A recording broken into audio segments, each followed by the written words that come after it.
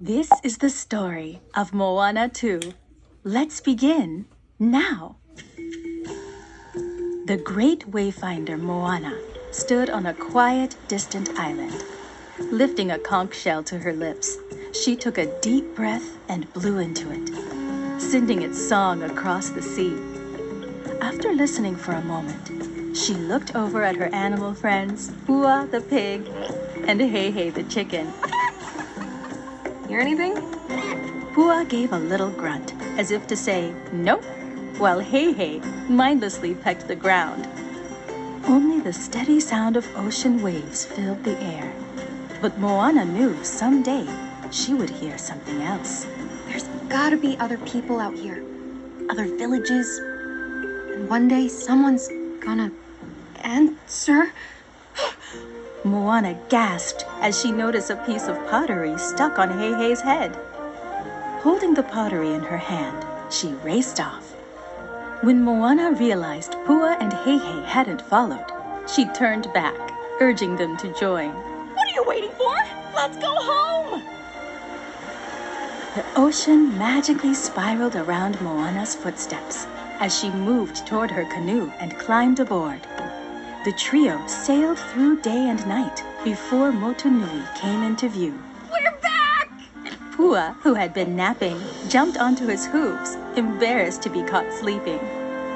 The villagers rushed to greet her on the shore. Moana's parents, Chief Tui and Sina, proudly welcomed their daughter home. Moana held the piece of pottery in her hand and showed it to Tui. There are other people out there. She pointed to an image etched upon its surface.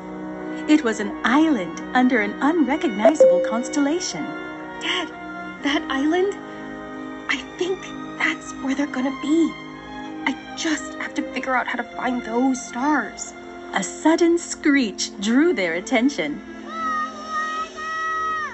Moana's 3-year-old sister, Simea, barreled her way through the crowd. Little sis! Simea beamed as she dove into Moana's arms and hugged her tightly. You were gone forever. It was 3 days, but I missed you What did you bring me? Bring you? You said you'd bring me a present. Huh. Well, let me see. Moana showed the pottery to Simea. What's it do? Moments later, Moana and Simea stood inside a dark cavern with Moana's old canoe and an ancestral drum. This is the place of our ancestors, where I learned our people are voyagers. Moana watched as Simea looked around with wide eyes, marveling at the special place. It made Moana remember how she felt the first time she saw it. Where Grandma showed me who we are. Simea's face lit up with excitement over the mention of Grandma, and it made her think of the story she knew so well. She said to grab Maui by the ear and tell him, I am Moana Motunui. You'll board my boat and restore the heart of Te Fiti. Pretty good. Yeah. Simea plopped down beside Moana in the old canoe as the two looked at a petroglyph of Te Fiti on the cavern wall. How long did it take? Few weeks?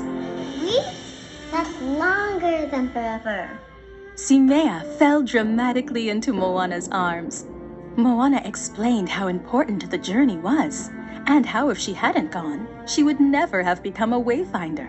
Like our ancient chiefs. Like the last great navigator, Tautaivasa.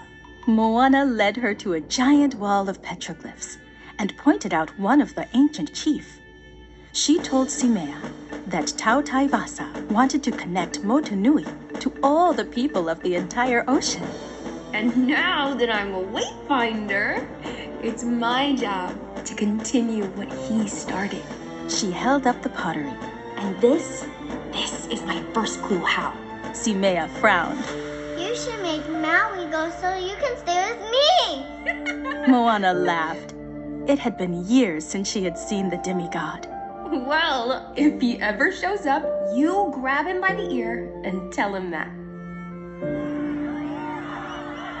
Everyone celebrated Moana's big discovery. They were fascinated and excited by the idea that they could soon be connected with other people from across the sea. The village gathered for a special feast as Chief Tui proudly put his arm around his daughter. Chief Tui told Moana that their ancestors gave a title to the last great wayfinder, whose dreams were as big as Moana's. A sacred title, more than a chief, a tautai, leader of land and sea. He asked Moana if she would honor them by accepting this title, becoming their people's first tautai in 1,000 years, and showing them all how far they'll go. Overcome with emotion and pride, Moana nodded, accepting her new role. As they began performing the ceremony, a sudden storm gathered. A bolt of lightning struck the fale, piercing its roof. Suddenly, Moana felt the ground beneath her feet shift. In a flash, she was inside a vision. There she stood on an ancient canoe. Upon its sail was an image matching the pottery she had found. A familiar wayfinder stood before her. Tautai Vasa. Vasa looked worried as he stared out at the strange constellation in the night sky.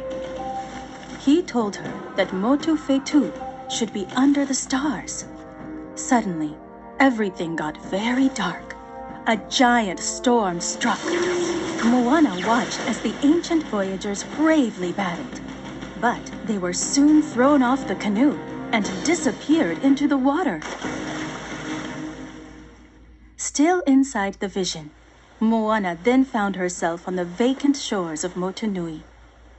Vasa appeared glowing in his ancestral form. He told her she must find Motu Fetu and reconnect the people of the ocean so that their story wouldn't come to an end.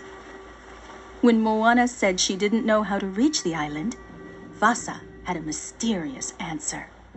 He explained that a fire in the sky would guide her. Then he transformed into his guardian spirit form, a whale shark, and swam off.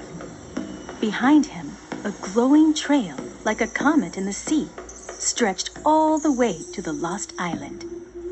Inside the fale, Moana jolted awake as she snapped out of the vision. Her eyes went wide as she looked up at her parents. Motu Fetu. The island I have to find is Motu Fetu. Moments later, the village historian and storyteller, Moni, held up a very old siapo. Upon it was the silhouette of that same island, under that same strange constellation. An ancient island, where the channels of the ocean once came together, connecting the people of the entire sea, until it was lost, cursed. Moni held up another siapo. In a terrible storm of a power-hungry god, Nalo, who believed he'd be stronger by separating the people of the ocean to weaken us, to end our story. Moana examined the siapo as she replayed the vision in her mind. She knew that Vasa believed reaching Motu Fetu would break the curse. Restore the channel.